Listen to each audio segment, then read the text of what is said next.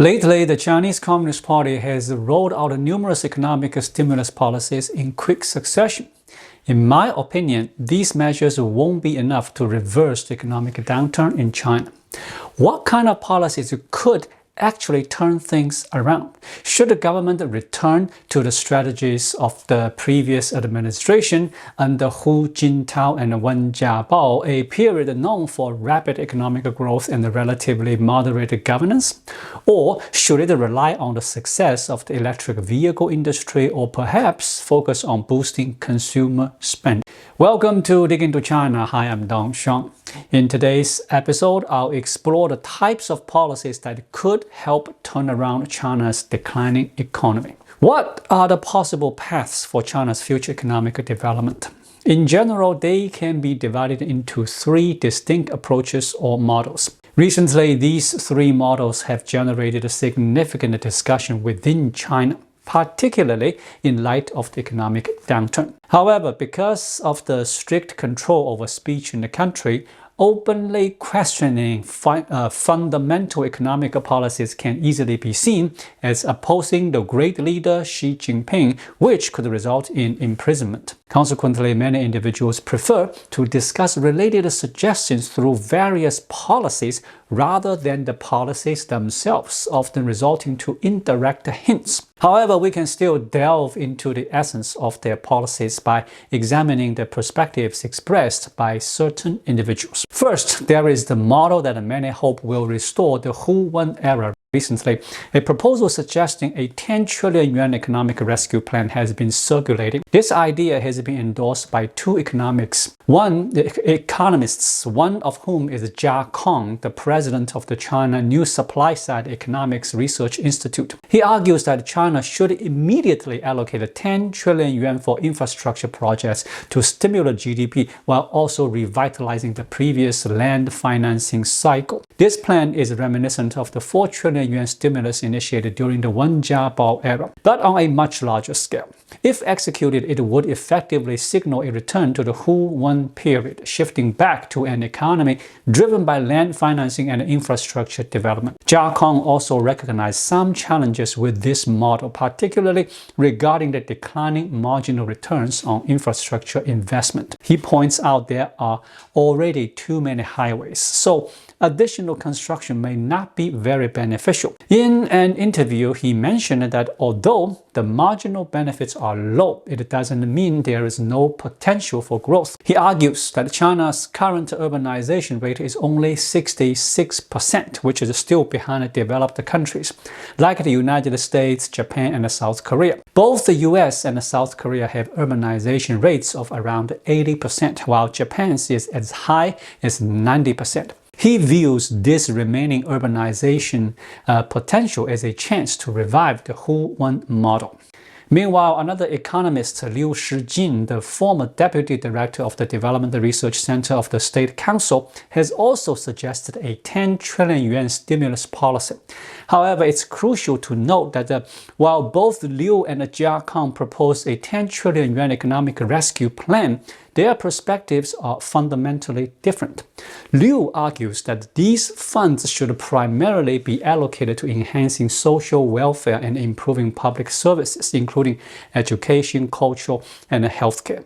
His approach even considers the possibility of directly providing financial assistance to the public. The rationale behind this stimulus policy is to boost consumption. By increasing consumer spending, it aims to drive China's economic recovery and ensure sustainable economic growth. Although many people may not have formally studied economics, living in China has exposed them to Marxist economic principles to some extent. Consequently, there is a prevalent misconception among Chinese individuals regarding how a country can achieve successful development.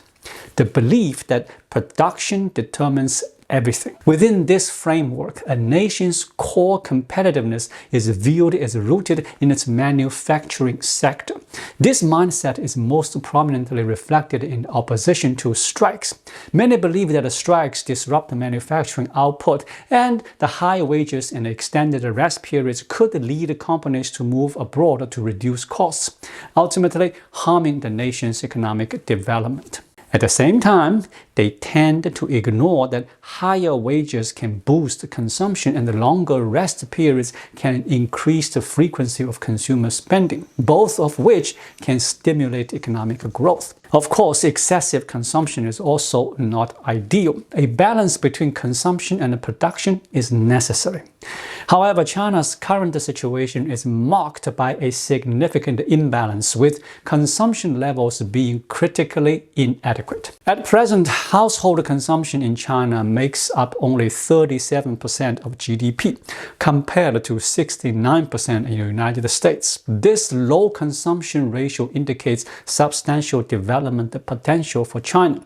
Even if Chinese consumption levels do not match those of the US, reaching the consumption rate of Vietnam could still generate a consumption scale of 21 trillion yuan, which would exceed Germany's total consumption. China is currently striving to export goods to the European Union and the United States. However, it may be beneficial to adopt a different strategy, selling those goods directly to Chinese consumers. This approach highlights the significance of promoting domestic consumption. Consequently, scholars aligned with Liu Shijing argue that economic policies should primarily focus on stimulating consumption. So, how can consumption be stimulated? Scholars advocating this perspective argue that the primary reasons for China's lagging consumption and the people's reluctance to spend stem from two key factors. First, the social security system is inadequate. For those who are not civil servants, saving for retirement is necessary to prepare for potential health issues and associated medical expenses. This reluctance to spend is largely a result of deficiencies in the social welfare system. If individuals receive healthcare without financial burden and didn't need to save for retirement, they would be able to live more freely and comfortably, which would significantly stimulate consumption. Therefore, Liu Shijing contends that the 10 trillion yuan should be invested in developing a comprehensive welfare system. Another reason for people's reluctance to spend is the lack of disposable income.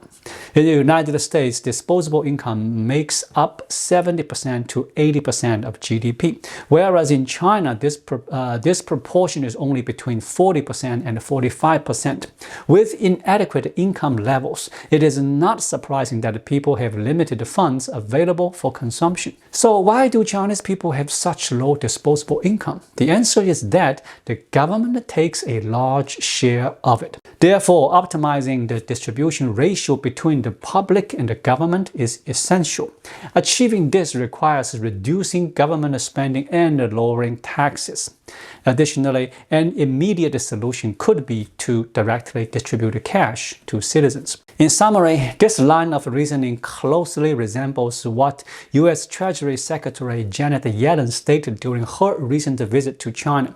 The primary challenge facing China's development today is not a production issue, but rather a consumption issue, as the level of consumer spending among Chinese citizens is too low. Therefore, it is clear that while both perspectives propose a 10 trillion yuan stimulus, they represent fundamentally different viewpoints and correspond to distinct schools of economic development. Additionally, there is another economic model in China, spearheaded by Xi Jinping, known as the New Quality Productivity Model. This approach also possesses its own logical reasoning. For an extended period, the term middle-income trap has frequently emerged in discussions about China's economic issues. This theory outlines a country's developmental trajectory, indicating that during the poverty stage and early development, a nation typically does not face significant bottleneck. At this stage, growth largely relies on inexpensive labor. However, as the economy progresses, this cheap labor becomes less accessible, leading to stagnation as businesses seek even cheaper labor elsewhere. To achieve further growth, the country must upgrade its industries, moving from low-end manufacturing to high-end manufacturing or innovative sectors. Only then can it aim to become a developed nation. A classic example of this is Taiwan, which began with the basic garment processing but has since transformed its economy, with the semiconductor industry now serving as a key pillar. While the Chinese Communist Party publicly denies the existence of the middle-income trap, its overall policies demonstrate a strong conviction in the concept. Xi Jinping's new quality productivity model is viewed as a critical strategy to escape this trap. So, how does Xi intend to overcome the middle-income trap? The ultimate aim is to achieve advanced manufacturing, and the CCP believes that substantial government support is crucial for realizing this goal. This support has become especially prominent in the last 2 years. The Chinese government's backing is evident not only in direct investments in high-tech industries and the robust support for electric vehicles, but also in the broader changes within China's capital markets.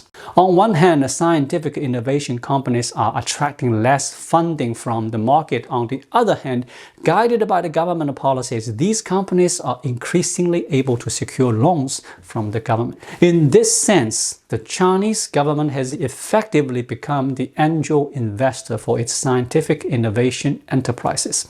I have provided an overview of the main economic development pathways suggested by leading Chinese economists. Although there may be differences in details among them, the overarching concepts can be categorized into these three models. In my assessment of these approaches, the only model that holds the potential to revitalize China's economy is one centered on boosting domestic consumption. Let's first discuss the shortcomings of the Xi Jinping model. Its flaws are quite apparent, as it fundamentally represents a planned economy akin to an optimized version of the Soviet model. In the Soviet Union, the planned economy dictated the output of every single product, whereas Xi Jinping's approach focused on supporting specific industries to steer national production. Despite differing levels of government intervention, both models operate on the principle of state control of production over production decisions. As a result, China is now encountering issues similar to those faced during the Soviet era, marked by mismatches between supply and demand. At times, production is insufficient, while at other times it is excessive. A prevalent explanation for this situation is the issue of overcapacity. Excessive government intervention has led to over half of China's electric vehicle production capacity remaining idle, while the solar energy sector's capacity significantly surpasses global demand. Additionally, China's challenges are not limited to overcapacity. There are also pressing concerns about the return on investment. Often when we analyze the Chinese economy, we tend to overestimate the significance of exports. Since early 2008, the proportion of exports in China's GDP has sharply declined and currently sits at just 20%. With government direction, many funds have flowed into the new three industries and high-tech sectors. However, even if these industries can absorb global production capacity and face no substantial tariffs from other countries, China's room for growth remains limited.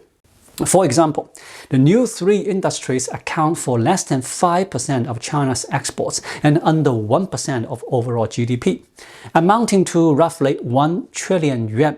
Meanwhile, research from the Center for Strategic and International Studies in Washington suggests that China's potential subsidies in 2022 may have reached as high as 4.9% of its GDP. Opinions about China's new three, especially electric vehicles, often fall into two camps. Some people argue that China's electric vehicles are outstanding, having taken a significant lead over the rest of the world. Conversely, others see them as inferior, highlighting frequent reports of spontaneous combustion and labeling them as moving coffins. These critics say, feel free to buy them if you wish, but I certainly won't. Regardless of the differing opinions on electric vehicles, there is a shared assumption in this discussion. If China's electric vehicles succeed in the market, it is a positive outcome for the country. However, we might overlook the possibility that even with their success, these vehicles may not necessarily benefit the economy. For instance, if the government provides a subsidy of 10 billion yuan, selling only 5 billion or 8 billion yuan worth of products still results in a net loss despite different sales figures. If the fund allocated to the new three were instead invested in enhancing consumer spending, it could unleash a much larger market potential. As noted earlier, there remains an untapped consumption market in China estimated at around 20 trillion yuan. Focusing on domestic opportunities may prove more advantageous than looking abroad. Another model suggests a return to the Hu-Wen era. Given Xi Jinping's lackluster performance, which stands in sharp contrast to the rapid development during the Hu-Wen period, an unrealistic sentiment has emerged both domestically and internationally that overly romanticizes that era. Many people link the Hu-Wen period to high-speed growth and economic liberalization, even considering a return to this model as a potential salvation for China's economy. However, this viewpoint is evidently flawed. Economic liberalization is not the core of the Hu-Wen economic model. Rather, it is grounded in real estate, infrastructure, and land financing, which have collectively fueled China's economic growth. Persisting with the Hu-Wen model would likely lead to a dead end for the country. Let's consider the scenario of reinvesting substantial amounts into large-scale infrastructure projects, leading to an uptick in economic growth. What would the consequences be? The outcome would likely not be favorable. This kind of growth would simply exacerbate the already soaring housing prices. Just how high could those prices climb? And if the real estate bubble were to burst again, what would the implications be? Xi Jinping was aware of the unsustainability of the Hu-Wen model from the beginning of his tenure. He introduced the housing is for living, not for speculation policy to diminish China's dependence on land finance. Although this initiative faced challenges at that time. While I frequently criticize Xi, his recognition of the Hu-Wen model's shortcomings is commendable.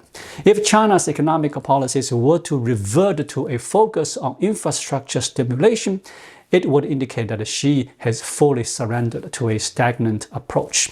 Thus, it appears that stimulating consumption is the only viable solution. Some may argue that if Xi Jinping's new productive forces model is not adopted, what will become of China's high-tech sector? Does this imply that China will inevitably fall into the middle-income trap? Avoiding that scenario is essential, and advancing high technology is crucial. However, embracing a consumption-driven approach does not mean high-tech industries cannot also grow, or that surpassing the middle-income level is unattainable. The Xi Jinping new productive forces model is fundamentally based on a planned economy, while the consumption-driven model relies on a market economy. Is it possible for a market economy to stimulate the technological development? If it weren't, innovations like ChatGPT would not have emerged in the US. When individuals have disposable income, they can propel technological progress through their consumption, encouraging businesses to innovate. This brings up the question of whether to trust the market or rely on the intervention of exceptional leaders. If funds are distributed directly to the public, the government cannot control which industries benefit from consumer spending. By allowing people to spend freely, the authority to determine industry development shifts to the consumers and the market. Many people often assert that the public is ignorant and the market is irrational. However, history consistently demonstrates that the choices made by individuals and the market ultimately surpass the direct decisions made by the government. Furthermore, it is crucial to take into account the genuine well-being of the populace instead of always analyzing issues as if one were a national leader focused on grand plans. Adopting a consumption-driven model is essential for individuals to have financial resources. When people can spend, their living standards will genuinely improve, leading to real satisfaction in their lives. In contrast, even if Xi Jinping's model successfully drives technological progress, it raises the question, what's the benefit? If electric vehicles thrive, he will just redirect funds to other sectors like semiconductors or space exploration. Continuous investment of social resources ultimately results in persistent low consumption and limited welfare for the populace. As ordinary citizens, the key question is, are we pursuing mere GDP growth, or do we want more disposable income and a stronger social security system? What truly defines happiness? The answer lies within each individual. The emergence of genuinely favorable economic policies in China leading to real improvement in people's quality of life hinges on when stimulus measures can shift towards genuinely stimulating consumption. That is the best approach. Thank you so much for watching. If you found this video helpful, please like it, drop a comment below, and hit the subscribe button right here. It really helps YouTube suggest my videos to others. I'll be back with more content soon. Until then, stay well.